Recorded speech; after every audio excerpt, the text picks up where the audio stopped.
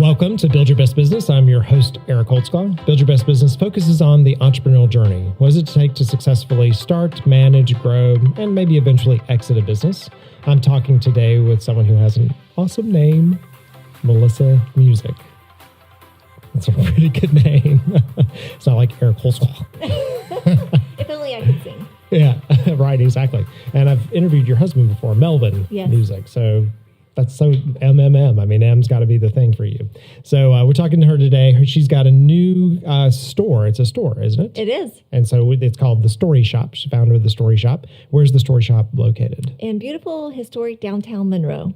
I loved when I was looking at the pictures of it because my daughter, from very, very young, always very much into books, can remember that would be one of our big weekend activities. We would go have dinner and then go hang out at a bookstore, and so many of them now have gone to the wayside. So sadly. Yeah. So tell me a little bit more about the Story Shop. So the Story Shop, it's a bookstore. It's a children's bookstore, but I wanted it to be so much more than a bookstore. It's really an experience. So our hope and our aim is to connect families not only to books, but with books. So the Story Shop is an experience. It feels as if you're walking into some of your favorite childhood stories come to life. Oh, fun. So we have the Narnia wardrobe, which is how you enter our story room. Story time is not mixed in with the retail area. It is in its own special room, which, you can only get in and out through the Narnia wardrobe. Okay, yep. There's a hobbit hole. Okay. So the kids disappear behind this green round door on the wall into their own little play nook. We have a celebration room, which is decorated to be like many different stories. I think there's 8 different stories that we bring to life for celebrations. Alice in Wonderland, Peter Pan, Beauty and the Beast. Oh, wow. So it's really to immerse kids physically into stories. So again, they make a stronger connection to the stories. And what's so interesting about that, because we talk about, e-commerce and, how the killing retail and yada, yada, yada.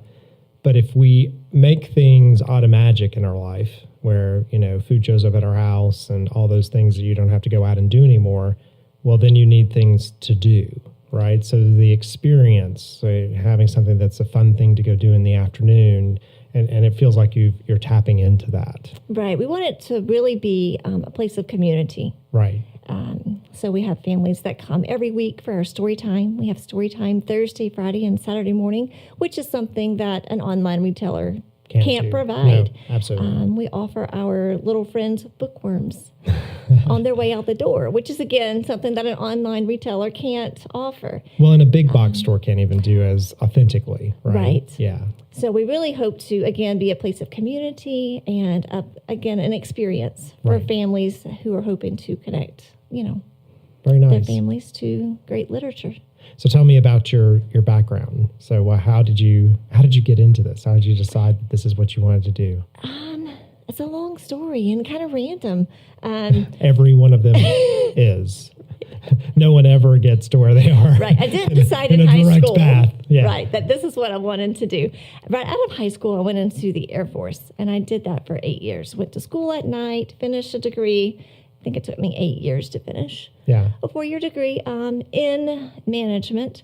By the time that I finished and got out of the military, my husband and I got back together. We were high school sweethearts, took a 7-year hiatus. Oh, wow. And then we decided, at the time we were living in Arizona, we decided to move back to Georgia. And then he wanted to build a plumbing company. Okay. So we started that, just the two of us, and then built it to, I think when we sold it, we were up to 60 plus employees. Oh, wow.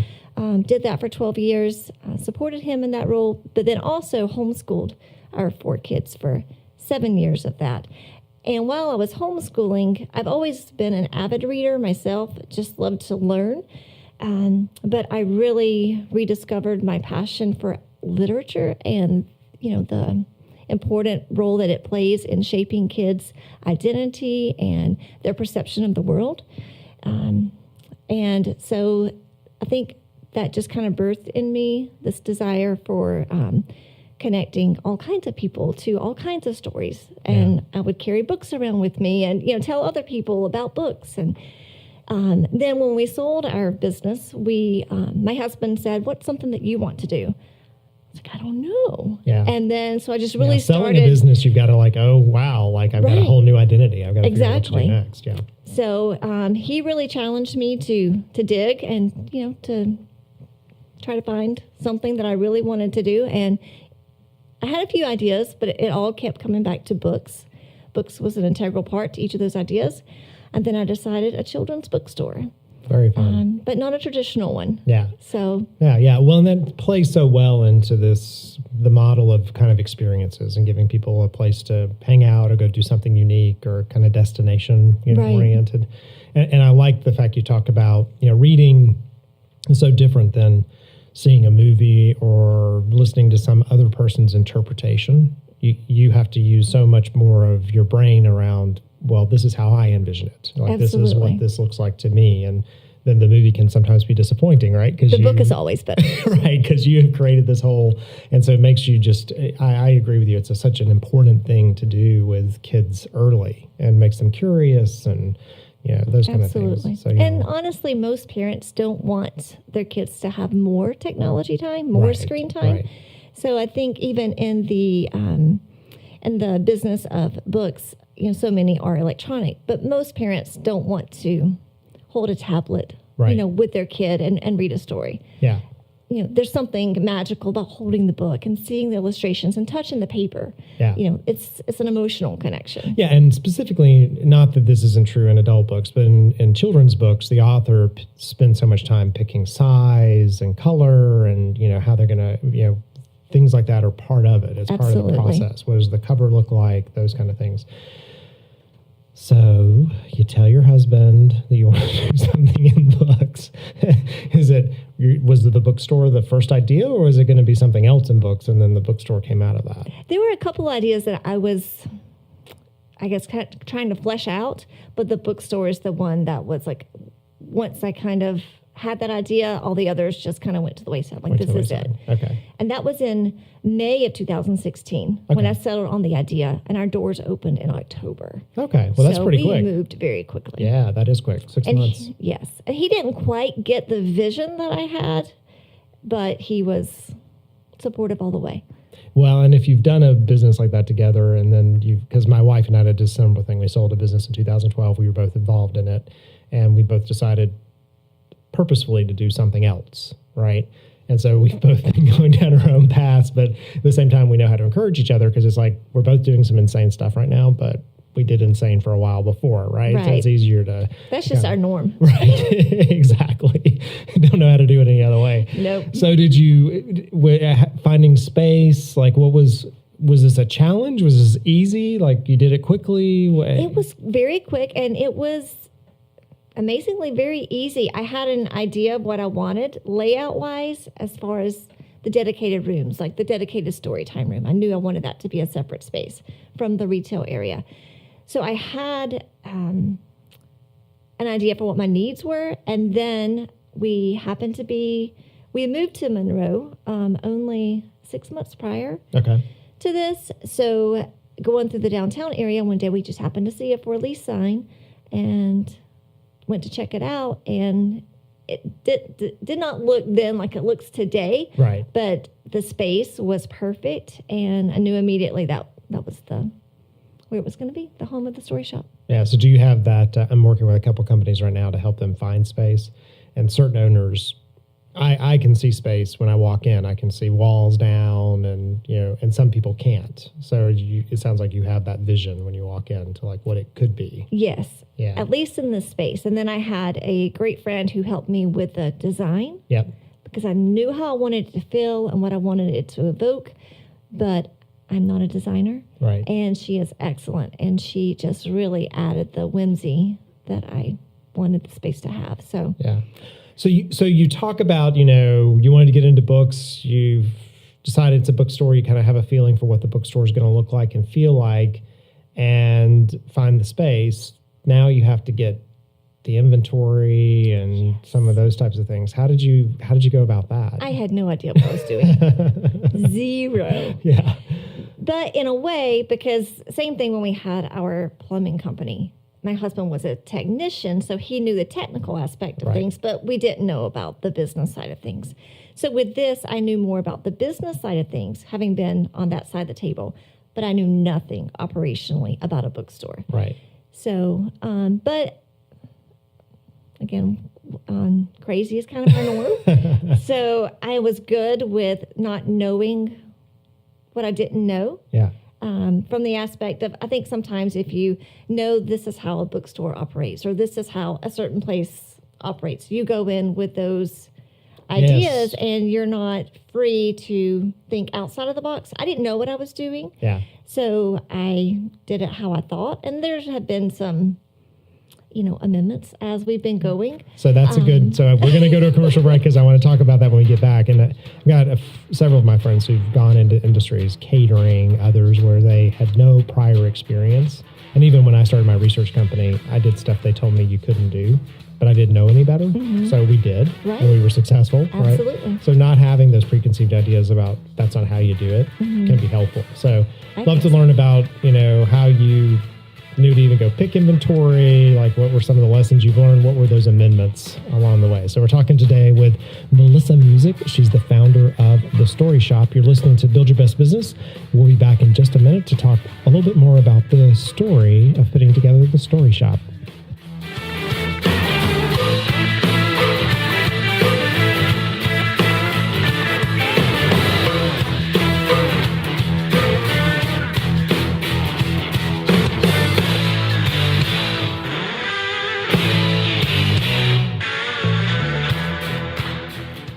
Eric, tell us about Laddering Works.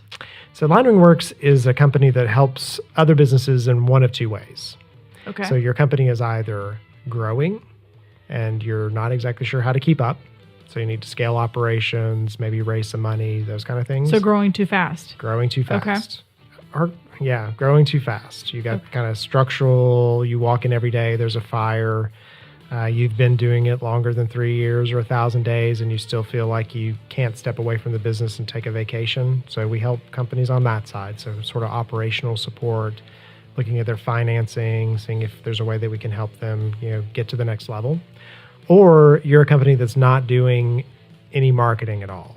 So you are maybe stalled. Your business has gotten to a certain level. You make a certain amount of money every year, but you've never gotten above that. And we come in and build marketing structure. So both of them are operational at the end of the day. It's about creating a process and a way to approach it that's strategic. It's that owners don't often know how to do both of those. So they're really good at sales, which means they may need operational structure because they're out signing more customers than they know what to do with. Or they've built a beautiful product that's the best kept secret. And so they need somebody to come in and help them market that product.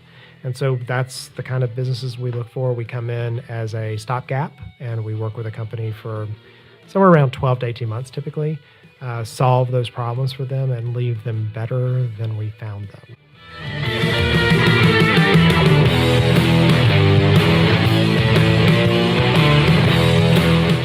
And we're back. You're listening to Build Your Best Business. I'm your host, Eric Holtzclaw. We're talking today with Melissa Music. And when you have the last name Holtzclaw and you meet somebody whose name is Melissa Music and she's married to Melvin Music, you're a little jealous. It's like, no, my name never rolls off anybody. It's like Holtzclaw and it's Holtzclaw. So there's only 2 vowels in there. So by the time we get to the Z, I'm never spelling it. People are just exhausted. Yeah, I promise you, we're really close. Like it's claw. Just add claw to the end of that, we're good. So anyway, she's the founder of The Story Shop. And we're talking a little bit about her background and then getting into this. And so, running a plumbing company, which is more service. I mean, I guess you had some product, but primarily service. Like service-based business, you had to have people, those kind of things. And now you have a storefront and you have people showing up and you have to have inventory. And it sounds like you're doing a good job of maximizing the use of that inventory. I'm sorry, that store itself. So what are some things, how did you know? Did you go spend days hanging out in other stores or you just guessed? when I had the idea for the concept of the store, again, I didn't want it to be a traditional bookstore. So I searched online for any place that kind of combined all the elements that I was hoping to have. I was willing to drive, fly, take a boat, anything to go visit. And I couldn't find anything in existence. So then I said, okay, well, either this is no one's doing it because it's not going to work, or either this is a great idea. So just decided to go for it. And was it the book and experience concept you couldn't find, or the... Yes, okay. Kind of the book and the experience concept. Because it reminds me a little bit. You remember the movie We Got Mail? Yes, my favorite. Yeah, your store reminds me of the little store she had, right? And she talks about the books, and it was her mom's store and all that. So as you tell me the story, I think of that, right? And that's at the time when the Goliath bookstores were coming in, and those have disappeared. Like it's hard to find somewhere like that anymore. So yeah. Yes. So I couldn't find anything. And also we add the celebration aspect. So we have 3 to 5 different types of celebrations per week in our store. Wow. Birthday parties, baby showers, bridal luncheons, all kinds of, and again, with a book being the central theme. And I couldn't find anything. So, and again, I didn't have any experience in this industry. So I didn't exactly know what I was doing. I didn't go to any shows or really any other bookstores. I mean, I'm an avid shopper at Barnes & Noble, but it's a different type of experience. Yeah, exactly. So, but curating the books is probably my favorite aspect. I love finding the books and researching. So it was just a lot of research, a lot of late hours. Our dining room table for 3 months was nothing but the Story Shop headquarters.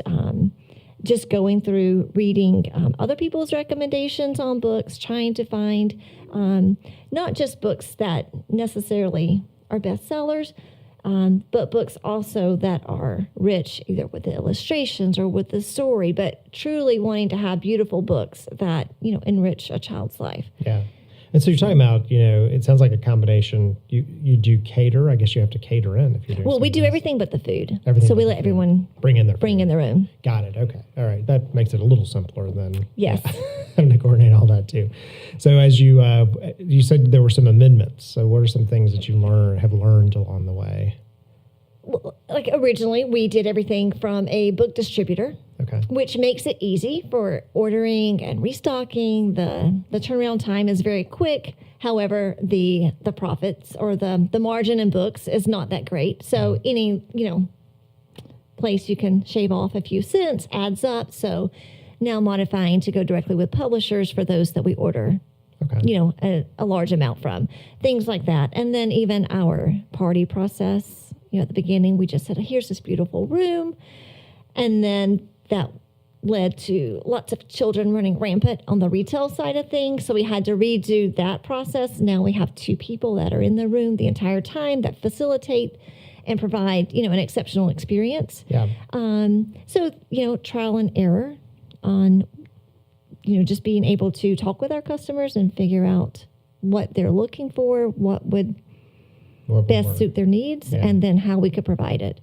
Did the concept of the events, was that an initial thing or did that come later? That was initial. Because that's really smart. Because often people have space and they don't do a good job of maximizing the use of the space. So we've got the space, we have it 24 hours a day, 7 days a week, and we think we do this one thing. Well, how can you then do other things in that same space that complement the core business, but also allow you to really maximize it and give people a reason to return and those types of things. So that's really smart. It's a huge footprint in our shop as well. Yeah. So it's not a small little bitty, party room. It's big and it's beautiful and it's fun. Yeah. Twinkling lights are in the ceiling. Sounds like fun. It is. We're going to take a trip this weekend. We may have to come through Monroe just to... Yes, please. just to see. So as you think about sort of, other things like staffing and hours, have you had to manipulate or consider that? Absolutely. Yeah. We initially were just open Tuesday through Saturday because a lot of the shops downtown where we're at are closed on Monday and Sunday. Now we're open 7 days a week. Yeah. So that has been, a change. And then, but for the better. And then even in, processes, how do we, obviously we sell children's books. How do we do that? When do we do that? Processes. So for the first year, I was there every day, all the time. But I really didn't know how we were going to do it besides just get in there and see how things go. And now I'm really excited because I'm at the point where I feel like I have a good handle on how we want to do things. So it's establishing processes. And for me, that's fun. Oh, yeah. Me too. So it's terrible. I feel like, spreadsheets. yes, I love it. Yes. Process. Checklist. Yes. So much fun. So we're just now getting at the point where we're starting to establish those. Well, I talk because I do a lot of that kind of work with companies where I'm trying to, move the owner from working in their business to working on it. And I don't do any businesses that are life or death. I don't have any business that is a hospital or a doctor's office or whatever. And so whatever we're selling, I'm like, this is not an emergency. Like what we're doing should not be an emergency. We should be planned for this. Like there shouldn't be fires around this topic. This is supposed to be fun, right? Mm-hmm. We're just doing books and experiences. And if you've planned correctly and put things in place, it does become fun. And it's normal. You've actually been able to extract yourself a little sooner than most. Like it's the first, I tell them first 3 years, first 1,000 days, or just you're in the business and you're embedded and you're learning. And then you start to figure out what you can make better and kind of start to get it to run, like go. Yay. I'll be happy to tell my husband that. Hey, I'm ahead of the game. You are ahead of the game. Anyone who tells me I'm there all the time. Anybody who tells me they're in the first 3 years or first 1,000 days and that it's burying them, I'm like, that's how it's supposed to be. Now, if you get past the first 1,000 days and you still are that way and you haven't made a dramatic change to your business, because that's what happens too, is people will get 2 years in and then they make this dramatic change and it's not the business they started. Mm-hmm. That sort of starts the clock over a little bit. So yeah, you're doing good and you're thinking about it really smart. So what are future plans? We get people, thousands of stores. Yes, all the time from all over. It's so exciting. People will visit us from Florida or Texas, or we have a lady coming tomorrow whose husband, she lives in New York City. Yeah. She's been following us for a while. For Valentine's Day, her husband bought her tickets to Atlanta so that she can come to the story shop. That's awesome. So, every week there are stories like that. A few weeks ago, I was working on Saturday, and a family drove from Spartanburg, South Carolina, 2.5 hours for the day trip, just to come to the story shop. Oh, that's awesome. So that's really exciting to me. And I feel like it is the type of business that every community could use. Well, and as you think about like these communities that specifically have vacation, spots and things, that makes a lot of sense, and the bookstore was always the place we would go have dinner and then we would go hang out on the bookstore. Like that was our typical date night. Yes. Yeah. So it's like, let's go do that. And so that we sort of miss that because there's not as many available to do that. And we like those little, smaller ones, that kind of thing. So it's really smart. And it's a great way to take the kids. If you got kids, you take them to the bookstore afterwards. Yes. And let them read some books and buy some stuff and things like that. So very nice. So would you do that maybe as a franchise model? Have you gotten that far yet? Or? Possibly. It's on the radar. But again, I'm in the phase where let's figure out the processes, Absolutely. How we're going to do this, and make sure we have this location. This is the heart of it. The flagship, yeah. And then if it works out, great. If not, I'm happy.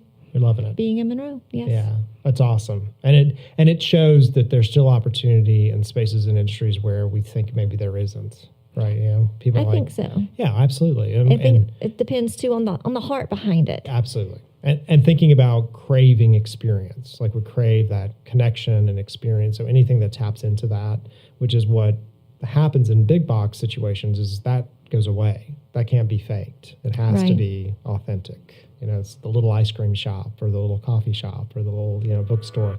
So much fun to go do that. So I wish you the best of luck. Thanks so much for spending time telling us. Yeah, I appreciate being here. It's a nice little destination.